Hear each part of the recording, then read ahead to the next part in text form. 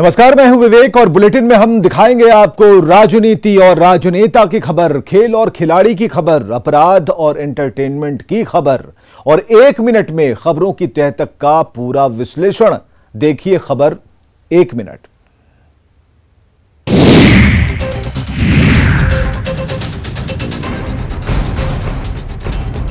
रोहतास के पदुमसी डीहरा गांव में भीषण आगलगी की घटना हुई, जिसमें 40 से 50 बीघे में लगी गेहूं की फसल जलकर राख हो गई। आग की लपटें इतनी तेज थी कि चाहकर भी किसान कुछ नहीं कर पाए और किसानों की नजरों के सामने ही पल भर में उनका सब कुछ बर्बाद हो गया और उनके 6 महीने की मेहनत पर पानी फिर गया।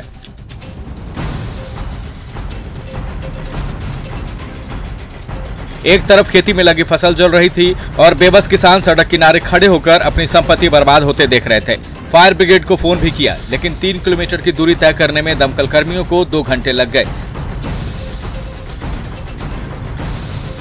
तब तक पूरी फसल जलकर नष्ट हो चुकी थी। एक तरफ कोरोना का कहर तो दूसरी तरफ महंगे खाद और बीज खरीदकर गेहूं की फसल लगाने वाले किसानों की पूरी पूंजी खेत में ही बर्बाद हो गई।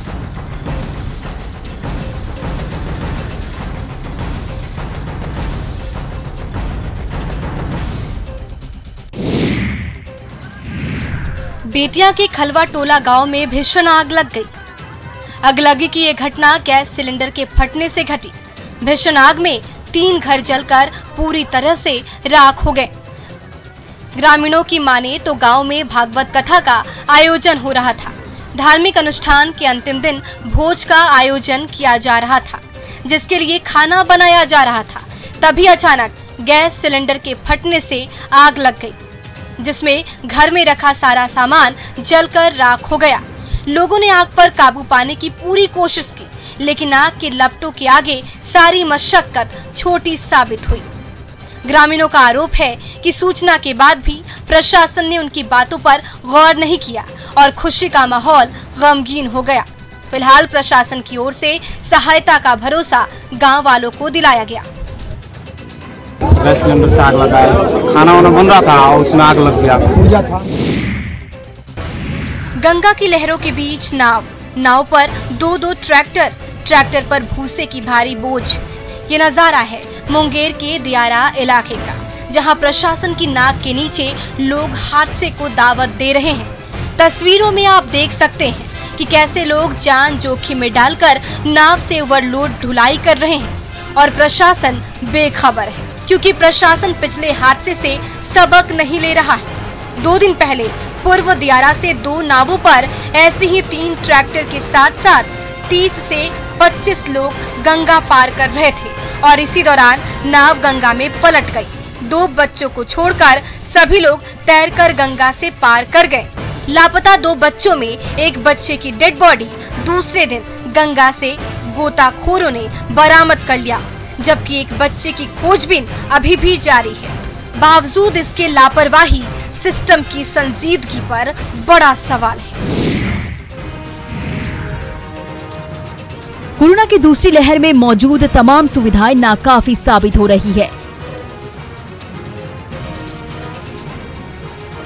ऐसे में सहरसा से आई ये तस्वीर चिंता बढ़ाने वाली है।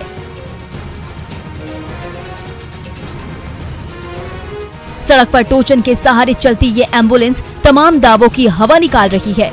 इन एम्बुलेंस में कोई मरीज नहीं है, क्योंकि एम्बुलेंस खुद बीमार है, जिसे फिलहाल टोचन का सहारा दिया गया है।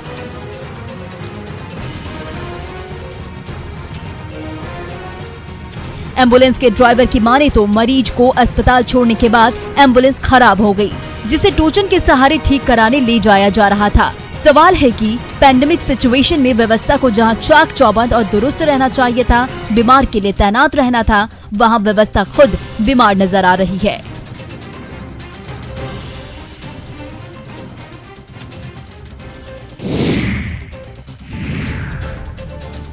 ये है पटना का बांसघाट का नजारा, जिसकी तस्वीरें परेशान करने वाली है। बांसघाट पर इन दिनों लगभग 30 से 40 शव पहुंच रहे हैं। ज्यादा संख्या में शव आने से और कुव्यवस्था की वजह से लोगों को अपनी बारी का इंतजार करना पड़ रहा है।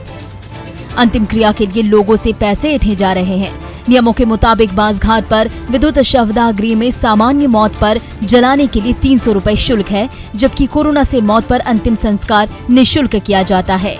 लेकिन बांसघाट पर 16,000 रुपए तक वसूला जा रहा है। हालांकि शवदाह गृह के कर्मी पूरी बात को सिरे से खारिज कर रहे हैं। 2.5 घंटे से नाम का लिखा है सेवा शुल्क 300 रुपए मात्र। कोई देखने वाला है क्या कि 300 में होता है या 3,000 में होता है या 30,000 में होता है? मैंने 16,000 रुपया दिया है। पैसा वो दे रहा है तो उसको जानने का अधिकार है ना कि वो पैसा किस चीज के लिए ले रहा है। वो पैसा दुकानदार से सामान गिन रहा है उसके लिए दे रहा है या और किसी के लिए दे रहा है, वो तो आपको पब्लिक है ना बताएगी। झारखंड में कोरोना की दूसरी लहर का केंद्र रांची बना हुआ है। मंगलवार को झारखंड में 2,500 से ज्यादा केस आए, जबकि 29 लोगों की मौत रिपोर्ट हुई है। अकेले रांची में पिछले 24 घंटे में कोरोना से 6 लोगों की मौत हुई। रांची के घाघरा में स्वर्णरेखा नदी के तट पर खुले में लोगों का अंतिम संस्कार किया जा रहा है। घाघरा शमशान घाट पर पिछले 3 दिनों में 80 शवों का अंतिम संस्कार किया गया। मंगलवार को दिन में 18 शवों का दाह संस्कार किया गया, तो वहीं देर रात तक 10 संक्रमित शवों का अंतिम संस्कार हुआ। यानी मंगलवार को कुल 28 शवों का अंतिम संस्कार घाघरा शमशान घाट पर हुआ। जब तक हरमू मुक्ति धाम दुरुस्त नहीं हो जाता, तब तक कोविड से संक्रमित शवों का अंतिम संस्कार यहीं पर कराया जाएगा। हरमू मुक्ति धाम में किसी तकनीकी खराबी की वजह से यहाँ पर वैकल्पिक व्यवस्था की गई है, ताकि जो अंतिम संस्कार है उसमें किसी तरह का कोई बाधा नहीं हो।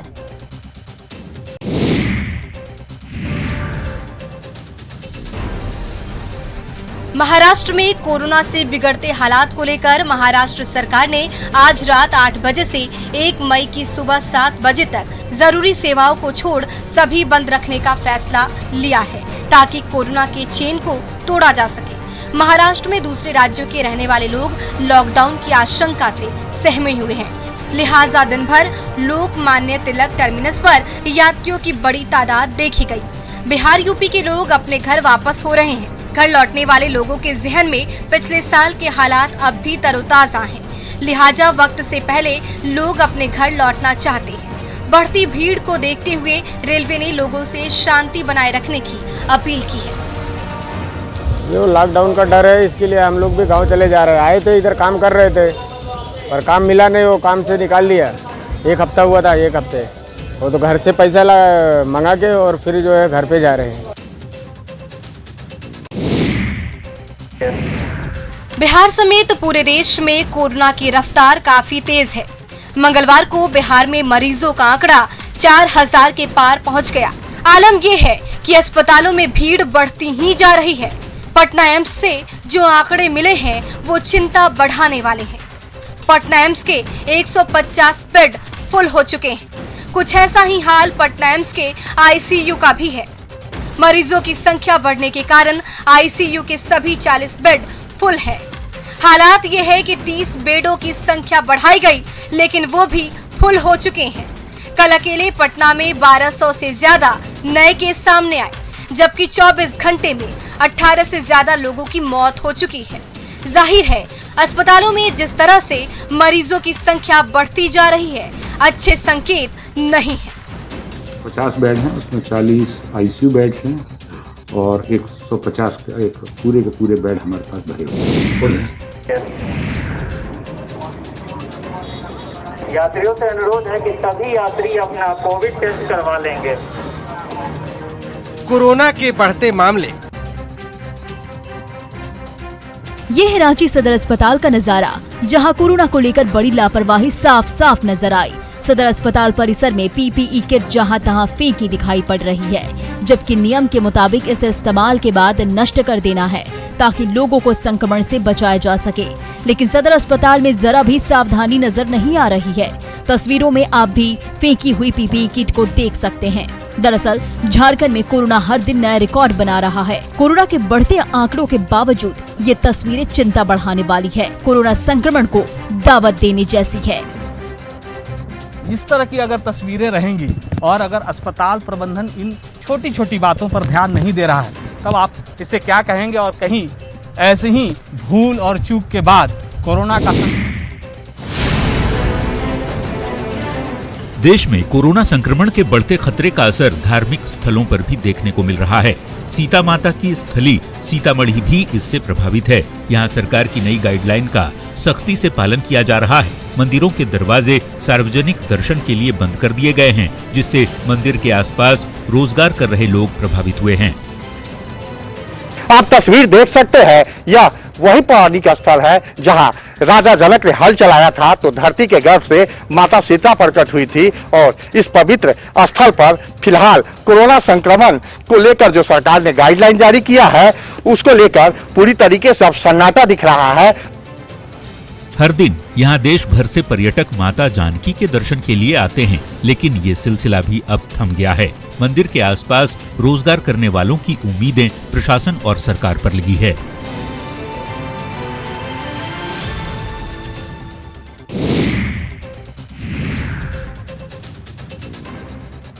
सीबीएसई के बोर्ड परीक्षाओं को लेकर केंद्र सरकार ने बड़ा फैसला लिया है।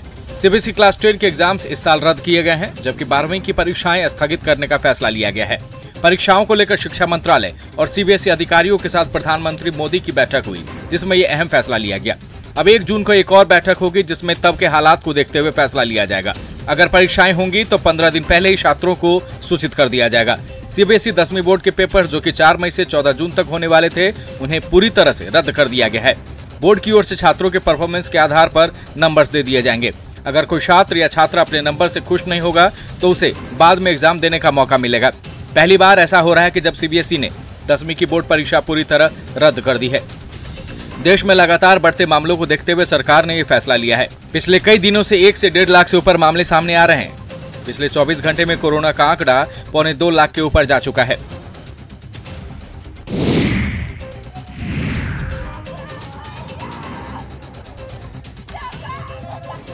पटना के कोविड डेडिकेटेड अस्पताल एनएमसीएच परिसर में दहाड़ मारकर रो रही इस महिला की गोद सुनी हो चुकी है।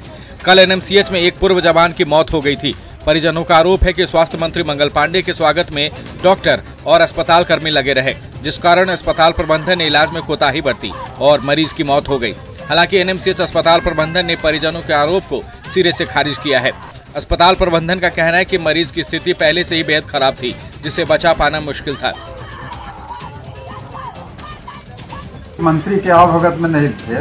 मंत्री के आवभगत में तो मैं जो सुपरिंटेंडेंट था और हमारे डिप्टी सुपरिंटेंडेंट थे, जो हमारे कार्यरत जो पीओडीज थे, उन्होंने ऑलरेडी उन पेशेंट को देखा और वो तो ब्रॉड डेड आए थे और वो एकदम टर्मिनल स्टेज में जब लोग होते हैं तब अस्पताल का रुख करते हैं, तो उसमें कुछ किया ही नहीं जा सकता था। एक तरफ कोविड टेस्टिंग के बैकलॉग तो दूसरी तरफ टेस्टिंग ड्राइव को ज्यादा रफ्तार देने को लेकर जिला प्रशासन की तरफ से रांची में 10 नए टेस्टिंग पॉइंट बनाए गए हैं।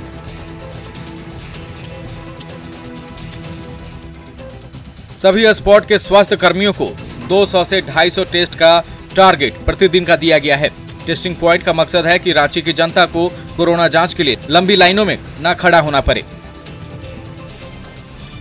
साथ ही अलग अलग इलाकों में रहने वाले लोगों को आने जाने में ज्यादा समस्याओं का सामना न करना पड़े।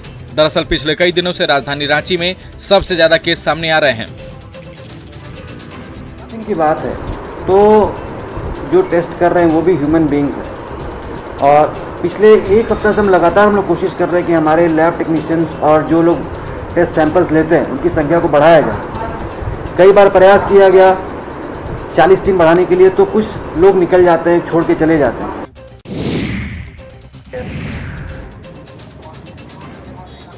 यात्रियों से अनुरोध है कि सभी यात्री अपना कोविड टेस्ट करवा लेंगे।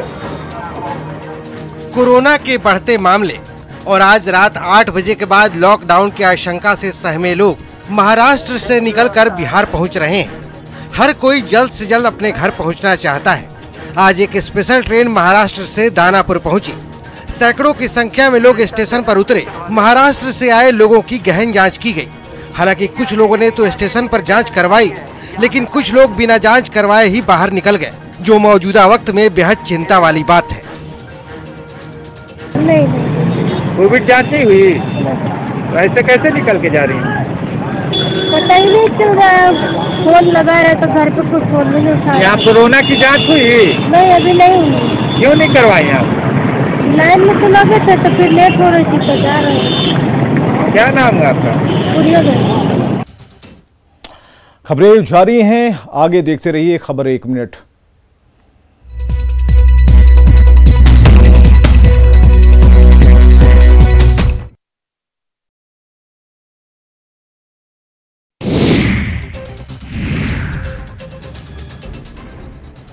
रांची में होटल व्यवसायी प्रेमजीत प्रसाद की संदेहास्पद मौत हो गई। प्रेमजीत ने मौत के पहले एक वीडियो जारी किया था जिसमें उसने अपनी पत्नी समेत ससुराल वालों पर टॉर्चर के साथ जहर देकर हत्या का आरोप लगाया है। घटना सुखदेव नगर थाना इलाके की है। व्यवसायी प्रेमजीत ने 2 साल पहले प्रेम विवाह किया था, लेकिन ये प्रेम विवाह प्रेम के घर वालों को नागवार गुजरा था, जिसके बाद प्रेम अपनी पत्नी के साथ किराए के मकान में रह रहा था। उसके बाद से उसे लगातार उसकी पत्नी और पत्नी के घर वाले टॉर्चर करते थे। शादी के 1 साल बाद ही पत्नी ने दहेज उत्पीड़न का केस सुखदेव नगर थाने में दर्ज कराया था। मौत से पहले प्रेमजीत ने अपने वीडियो में अपनी पत्नी और ससुराल पक्ष पर हत्या का आरोप लगाया था। माँ हमें कुछ खिला दिया है, हमें घर में जहाँ हम रह रहे थे अपनी वाइफ के साथ, वो खाना में कुछ खिला दिया जिससे कि हमारा पेट लहर रहा, चेस्ट लहर रहा और मलकवाहट से लग रही है, जिससे कि मम्मी से पानी मांगा और पिया और फिर वो निकल गया। ये बैंड बाजा नाचना गाना गांव के लाल की सफलता है। गिरिडीह के करिहारी गांव के सुशील कुमार सुमन ने यूपीएससी की परीक्षा में परचम लहराया है। सुशील ने 45वां रैंक हासिल किया है। सुशील पूरे राज्य में एकमात्र प्रतिभागी है जिन्होंने यूपीएससी परीक्षा को अपनी मेहनत के बल पर क्रैक किया है। सुशील की सफलता के बाद पूरे गांव में जश्न का माहौल है। सुशील आईआईटी रुड़की से 2013 में पास आउट हुए और कुछ दिनों तक नौकरी करने के बाद उसे छोड़ दिल्ली में खुद का कोचिंग सेंटर चला रहे थे।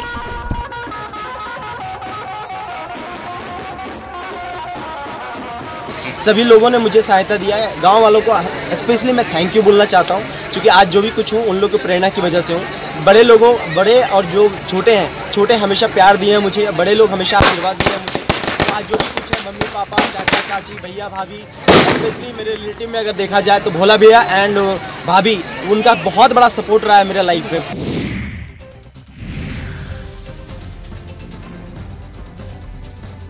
धनबाद में गर्मी का पारा चढ़ चुका है। तापमान 40 डिग्री तक पहुंच गया है, लिहाजा देसी फ्रीज भी तैयार है। मिट्टी के बने घड़े सुराही को कुम्हारों ने नए रंग रूप के साथ बाजार में उतारा है। बाजार में घड़े की कीमत 70 से 150 रुपए और सुराही 60 रुपए से 120 रुपए तक की बिक्री हो रही है।